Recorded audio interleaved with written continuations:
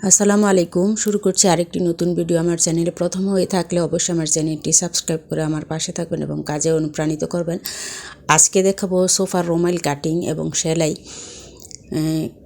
আমি প্রথমে এক গজ কাপড় নিয়েছি 24 ইঞ্চি লম্বা, আর চওড়াটা পুরোপুরি নিয়ে নিয়েছি, যেহেতু চওড়া 8.5 17 ইঞ্চি হয়, 17 ইঞ্চি পুরো চওড়াটাই নিয়ে নিয়েছি, যেহেতু এখনকার কাপড়ের বহর কম, সেজন্য পুরোটাই নিয়ে নিয়েছি।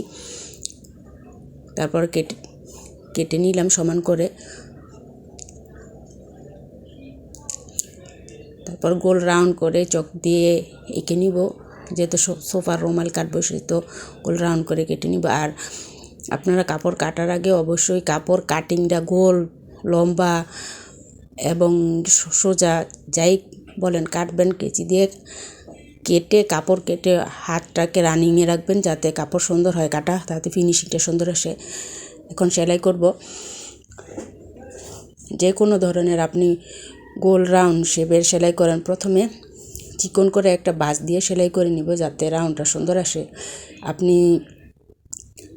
বোরখার নিচে বলেন বা হিজাবের নিচ দিয়ে বলেন, এমনকি রুমাল কাট জামাতেও বলেন, গোল রাউন্ড শেপটা আসবে তখনই যখন আপনি প্রথমে চিকন করে একটা বাঁশ দিয়ে সেলাই করে নেবেন, তারপরে আবার ওই চিকন বাঁশের সেলাইটাকে আবার সেলাই করে নেবেন। দেখবেন খুবই সুন্দর ফিনিশিং আসছে সেলাইয়ের এবং রাউন্ডটাও খুব সুন্দর আসছে।